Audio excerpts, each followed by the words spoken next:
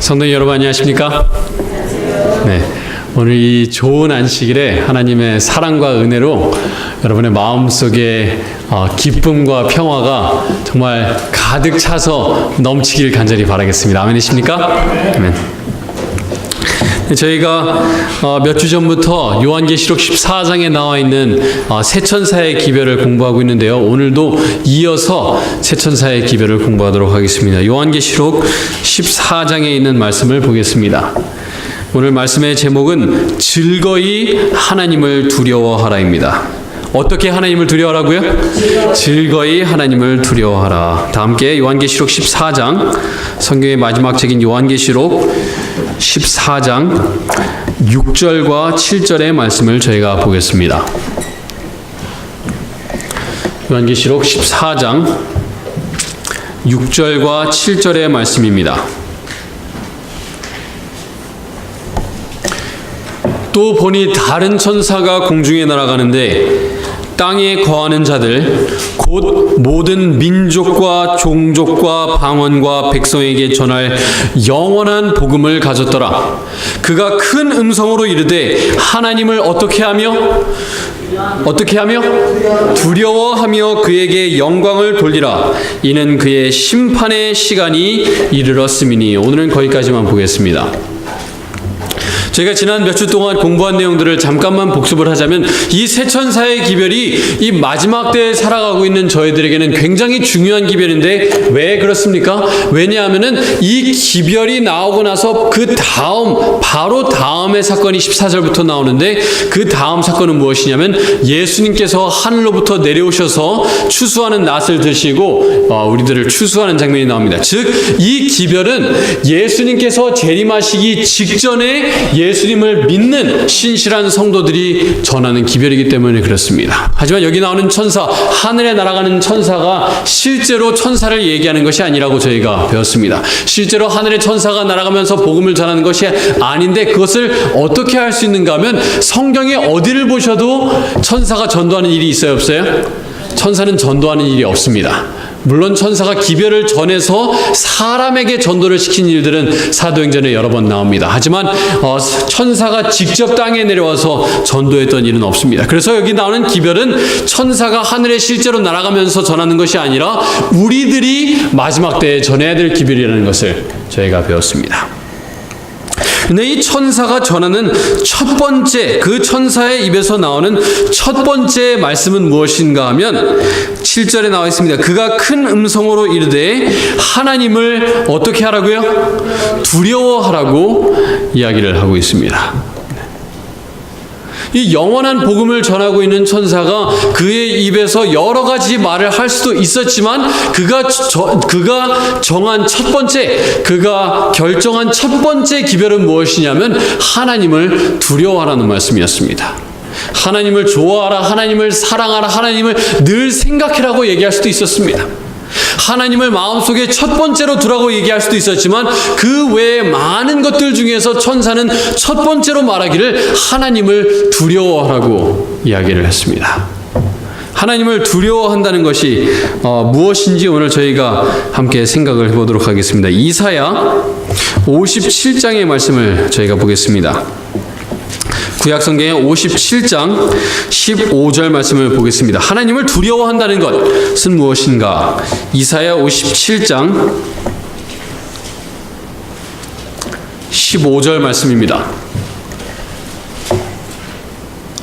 하나님을 두려워한다는 것은 무슨 의미인가? 저희가 좀 생각을 하려고 하고 있습니다. 이사야 57장 15절입니다. 지극히 존귀하며 영원히 거하시며 거룩하다 이름하는 이가 이와 같이 말씀하시되, 어떤 분이 말씀하고 계십니까? 지극히 높으신 하나님, 지극히 거룩하신 가장 높으신 하나님께서 말씀하시기를 내가 높고 거룩한 곳에 있으며 또한 통회하고 마음이 겸손한 자와 어떻게 있나니? 함께 있나니. 자, 하나님께서 하늘에 계십니까? 저희와 함께 계십니까? 둘 다예요, 둘 다. 네. 하나님께서 말씀하시기를 지극히 높은 내가 하늘 위에 거하고 있지만 정말로 통회하고 있는 마음, 정말 겸손한 마음을 가진 사람과 내가 함께하고 있다라고 하나님께서 말씀하세요. 네. 하나님을 두려워한다는 것은 무슨 의미인가 하면 정말로 높으신 하나님께서 내 옆에 계시다는 것을 인지하면서 살아간다는 거예요. 정말 말도 안 되게 높으신 하나님께서 우리와 사실 독대하는 것이 불가능하실 하나님인데 그런 하나님께서 우리의 곁에서 우리의 신경을 써주고 계시다는 것, 그것을 인지하면서 살아간다는 거예요.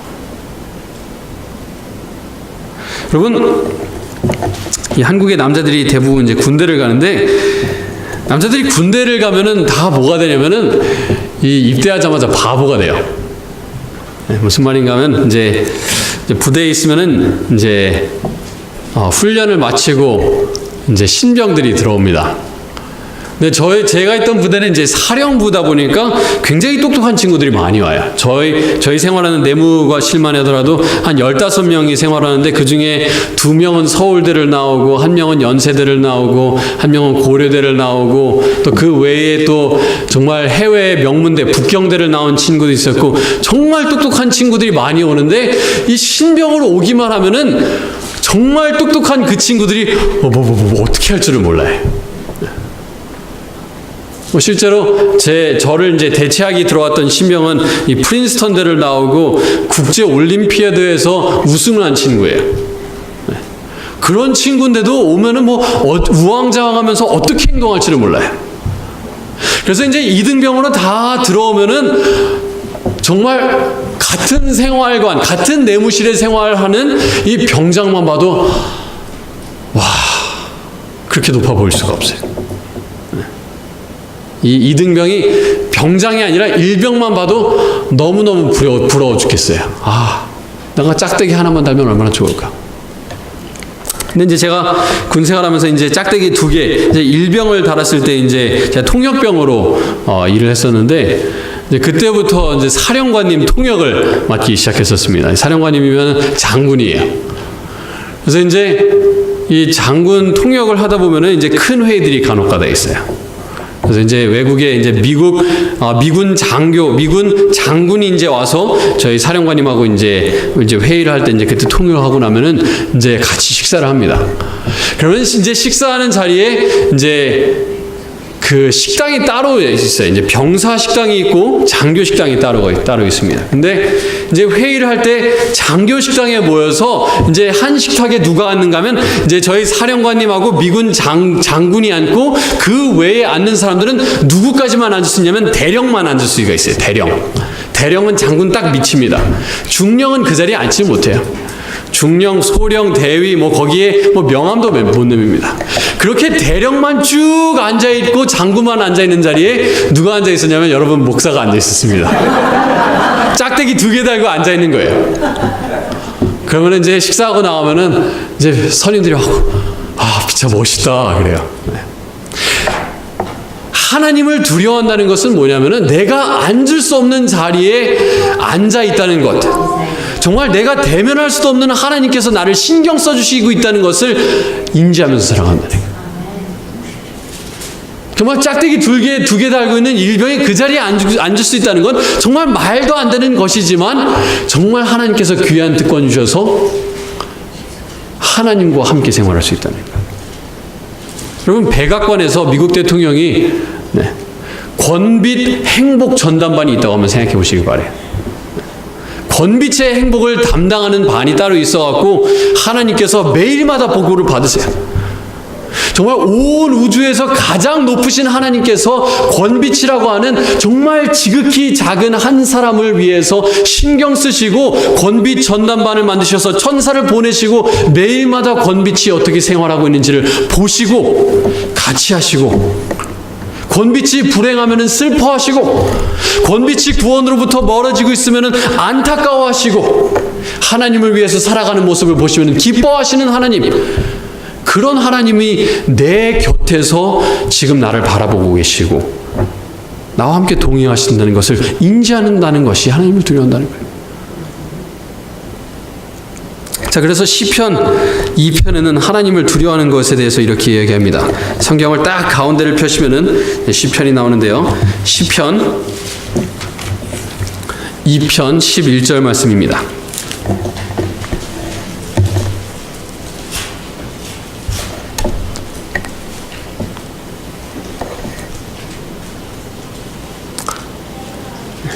시편 2편 11절입니다.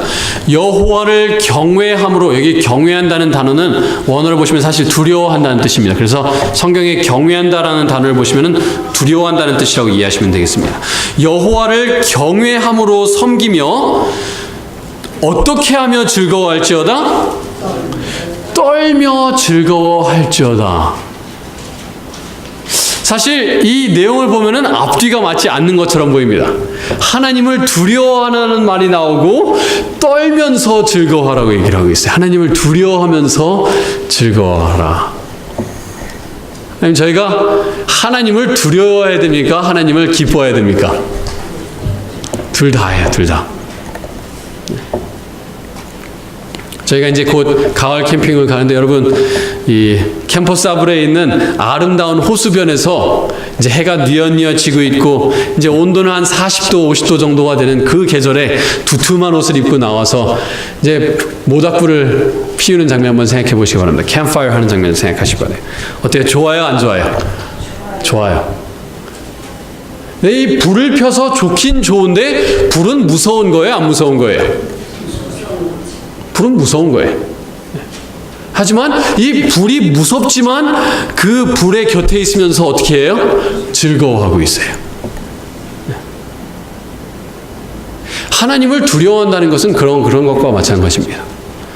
이 불 자체는 두려운 존재예요. 내가 만졌을 때는 그게 나에게 정말 엄청난 피해를 끼칠 수 있지만 하나님께서는 정말로 큰 능력을 가진 하나님으로서 원하신다면 언제든지 저를 이 세상에서 없앨 수 있는 능력을 가지신 하나님이지만 그 하나님의 곁에 있다는 것이 참 좋다는 것.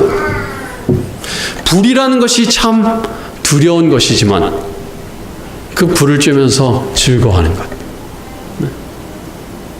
그게 하나님을 두려워하는 것과 비슷한 게 아닌가 생각이 듭니다. 자, 다시 이사야 8장, 이사야 말씀으로 돌아가겠는데요. 저희가 이 하나님을 두려워한다는 것을 좀 더 깊이 한번 생각해 보도록 하겠습니다. 이사야 8장 12절 13절입니다.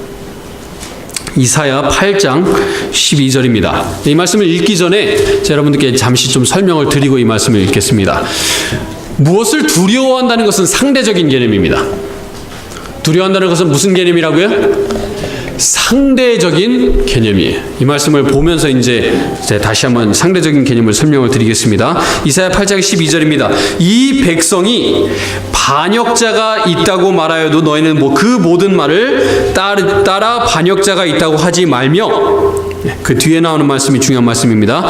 그들이 두려워하는 것을 너희는 두려워하지 말며 놀라지 말고 만군의 여호와 그를 너희가 거룩하다 하고 그를 너희가 두려워하며 무서워할 자로 삼으라.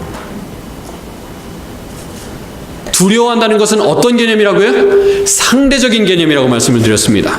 여기 나오는 말씀을 보시면 이사야 8장 12절에는 사람들이 두려워하는 것을 두려워하지 말고 하나님을 두려워하라고 말씀하고 있어요.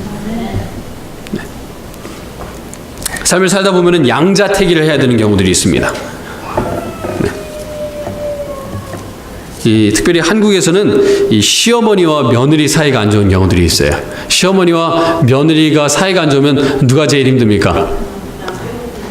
물론 시어머니와 며느리가 힘들기도 하지만 누가 또 같이 힘드냐면 남편이 참 힘들어요. 이제 시어머니와 며느리가 싸웠을 때 누구 편을 들어도 사실 힘들어요. 시어머니 편을 들어도 아내 때문에 힘들고 아내 편을 들면 어머니 때문에 힘들어집니다. 그 상황에서 남편이 어떤 선택을 내리느냐는 누구를 더 두려워하느냐에 따라 달려있어요. 그렇죠? 아내를 더 두려워하면은 아내 편을 드는 거고 어머니를 더 두려워하면은 어머니 편을 드는 거예요. 그래서 두려워한다는 개념은 어떻게 번역을 할 수 있는가 하면은 누구를 더 신경 쓰느냐. 누구를 더 신경 쓰느냐예요.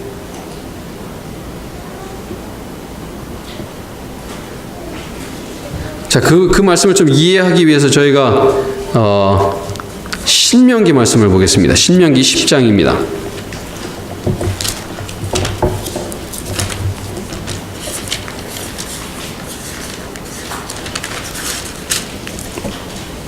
신명기 10장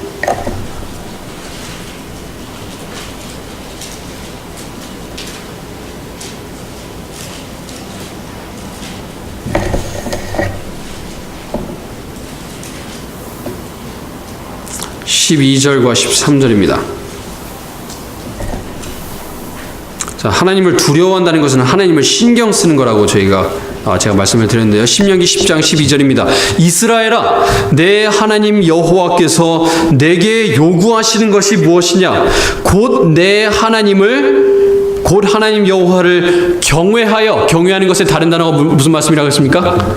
두려워하여 그의 모든 도를 행하고 그를 사랑하며 마음을 다하고 뜻을 다하여 내 하나님 여호와를 섬기고 내가 오늘 너의 무엇을 위하여? 행복을 위하여 내게 명하는 여호와의 명령과 규례를 어떻게 할 것이 아니냐? 지킬 것이 아니냐? 네. 여러분, 신명기의 말씀을 보시면 하나님을 두려워하라는 말이 계속해서 나옵니다. 수도 없이 나와요. 하나님을 경외하라, 하나님을 두려워하라는 말씀이 계속해서 나오는데, 하나님을 두려워하라는 말과 무슨 말이 함께 나오는가 하면 하나님의 명령을 지키라는 말씀이 꼭 같이 갑니다. 신명기에서. 하나님을 두려워한다는 것은 즉 무엇인가 하면 하나님께서 명하신 것을 그대로 어떻게 하는 것이냐면 행하는 거예요. 지키는 거예요. 순종하는 거예요. 그게 하나님을 두려워하는 거예요. 자, 다시 신경 쓴다는 개념으로 좀 다시 돌아오겠습니다. 우리가 어떤 경우들에 있어서는 물론 결정할 게 한 가지밖에 없을 때가 있습니다. 그럴 때는 그냥 행동하면 되는데, 어떤 경우에 있어서는 하나님께서 원하시는 것과 세상이 원하시는 게 달라요. 세상이 원하는 게 다릅니다.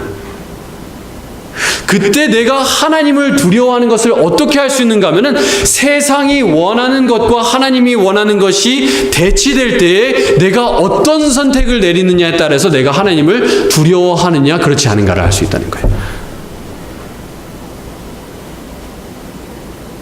누군가 나에게 기분 나쁘게 대했을 때, 누군가 나에게 상처를 주었을 때에 내가 그 사람을 신경 쓰느냐 아니면은 하나님께서 나에게 원하시는 것을 신경 쓰느냐,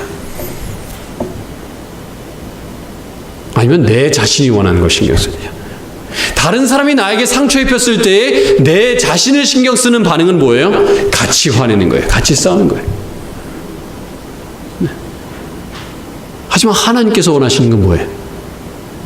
그 사람을 용서하고 그 사람을 사랑하기를 원하시는 것이 하나님께서 원하시는 거예요. 그런 상황에서 하나님을 두려워한다는 것은 무엇인가? 내 자신의 선택을 하는 것이 아니라 하나님을 신경을 쓴다는 거예요. 하나님께서 정말 내 옆에 살아계신, 정말 지극히 높으신 하나님께서 내 옆에 내 눈에 보이는 상태로 계셨을 때 내가 어떻게 반응할 것인가? 정말로 하나님을 두려워한다면은 그것을 인지하고 있다는 거예요. 네. 그냥 내키는 대로 하는 것이 아니고, 나에게 어떤 불이익이 있기 때문에, 이 세상에 없었던 불이익이 있기 때문에 타협하는 게 아니라 하나님이 원하시는 게 있다면은 그냥 그거를 따르는 거예요. 그게 하나님을 두려워하는 겁니다. 그래서 하나님을 두려워하는 것은 마음속에서 일어나는 일이지만 무엇을 통해서 드러나는가 하면 행동을 통해서 분명하게 드러나게 되어 있어요. 자, 마지막으로 창세기 말씀 보겠습니다.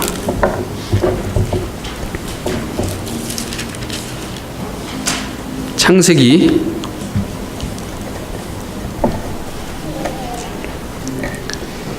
22장입니다.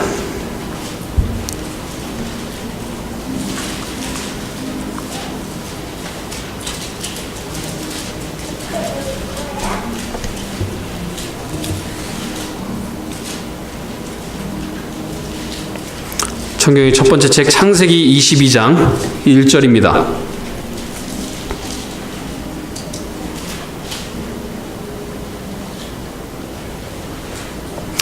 그 일 후에 하나님이 아브라함을 시험하시려고 그를 부르시되 아브라함아 하시니 그가 이르되 내가 여기 있나이다. 여호와께서 이르시되 내 아들 내 사랑하는 독자 이삭을 데리고 모리아 땅으로 가서 내가 너에게 일러준 한 산 거기서 그를 번제로 드리라. 하나님께서 명령을 하셨습니다. 하나님께서 이 아브라함에게 말씀하시기를 너의 아들 이삭을 내 손으로 직접 죽여라 말씀하셨습니다. 이 상황에서 이 아브라함이 신경 써야 될 것들이 여러 가지가 있어요.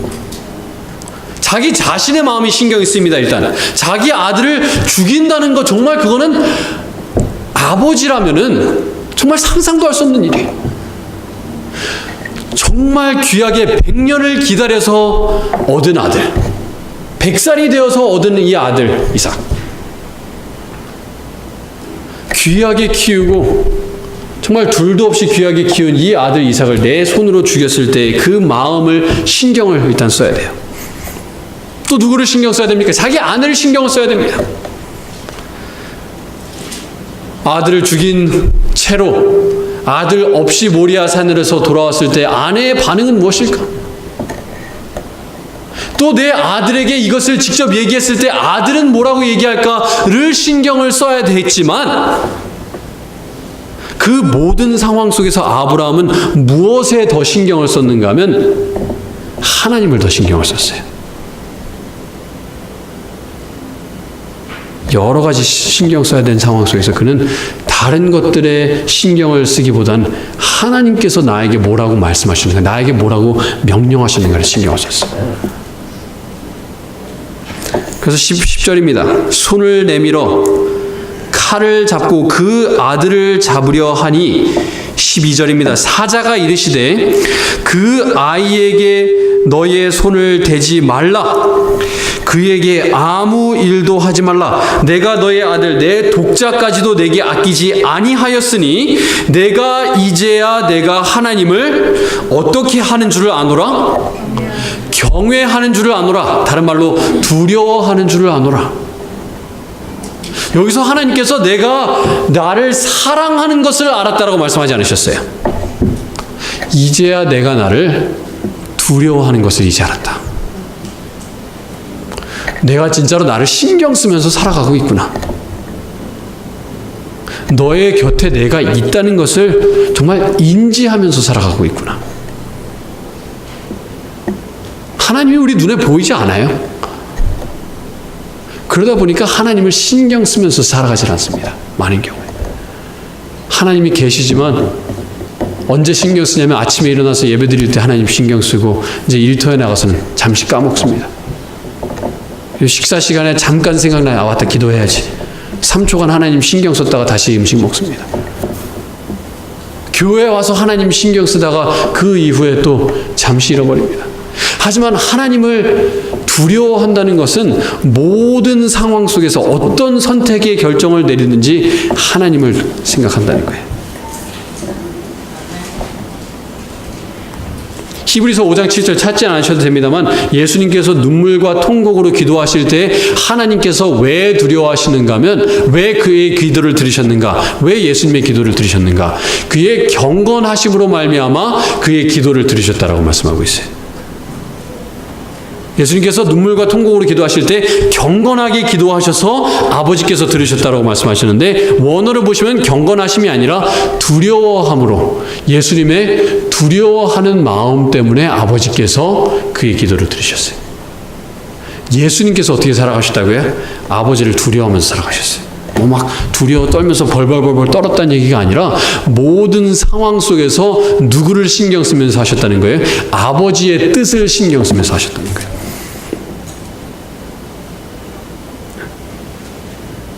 우리 아버지라면 어떻게 하길 원하셨을까? 우리 아버지는 나에게 이 상황에서 어떻게 하기를 원하실까? 이 길을 가기를 원하시겠지? 그러면 내가 이 길을 가야겠다. 내 기분이 아니라 이 상황에서 이렇게 했을 때 사회적으로 불이익이 있기 때문에 어떻게 선택하는 것이 아니라 그냥 한 가지, 하나님이 나에게 이렇게 하기를 원하시겠구나.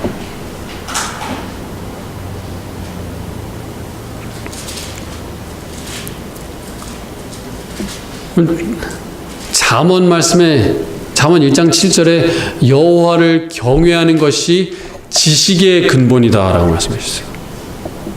근본이란 단어는 시작이란 단어예요. 시작. 원어를 보시면 이 창세기 1장 1절 태초에 하나님이 천지를 창조하시니 할 때 태초라는 단어와 이 근본이라는 단어가 같은 단어예요. 여호와를 경외하는 것, 하나님을 두려워하는 것이 모든 삶의 근본이자 시작이에요. 또 잠언 9장 10절에 똑같이 말씀하십니다. 여호와를 아는 것이, 여호와를 경외하는 것이 이번에는 지혜의 근본이라고 말씀하세요. 지혜의 시작이다. 근데 이제 전도서를 마치면서는 뭐라 그러냐면 일의 결국을 너희가 들었으니 이제 제가 여러분들에게 결론을 말씀드리겠습니다. 여호와를 경외하라고 말씀하세요. 여호와를 경외하며 그의 계명을 지키라 말씀하세요. 하나님께서 선악간에 심판하시리니. 하나님을 두려워하는 것과 심판을 연결시키면서 뭐라고 말씀하시면서 계명을 지키라고 말씀합니다. 하나님을 두려워하는 것과 심판이 또 어디에 연결되어 있는가 하면 새 천사의 기별에 연결이 되죠. 하나님을 두려워하고 그에게 영광을 돌리라. 이는 그의 무슨 시간이 이르렀음이니? 심판의 시간이 이르렀음이니. 즉 심판을 신경 쓰면서 하나님을 두려워한다는 것은 어떻게 하는 것이냐면 하나님의 계명을 지킨다는 거예요. 하나님께서 우리에게 명하는 것을 지킨다는 거예요. 일의 시작도, 지혜의 시작도 하나님을 경외하는 것이고 지혜의 끝도 무엇이냐면 하나님을 경외하는 것이. 즉 우리의 행동의 모든 시발점과 모든 결론은 하나님을 두려워하는 것에서부터 시작해갖고 하나님을 두려워하는 것에서 끝난다는 거예요.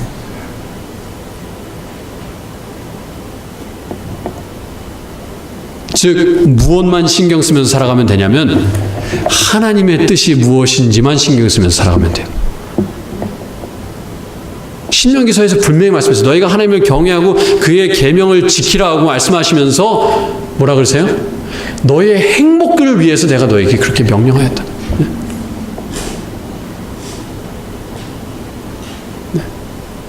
그럼 그것만 신경 쓰면서 살아가면 돼요. 하나님의 뜻을 따르면 거기에는 행복이 분명히 있어요. 인간의 눈으로 보면은 그 계산이 안 나와요. 이게 왜 행복해지는 길이지? 안 보여요. 근데 그 길을 가보니까 뭐가 있어요? 행복이 있어요. 왜 그런가 하면 하나님께서는 다 아시는 하나님이기 때문에, 다 아시기 때문에. 우리는 몰라요. 한 치 앞도 내다볼 수가 없어요. 바로 한 치 앞 보면서 여기는 행복해 보이지가 않네. 하나님 뜻인 길이지만 내가 봤을 때는 행복해 보이지가 않네. 다른 길로 가야겠다. 근데 하나님은 여기를 넘어서 보세요. 아니 왜 이 길이 좋은데 왜 그 길을 안 가냐 도대체.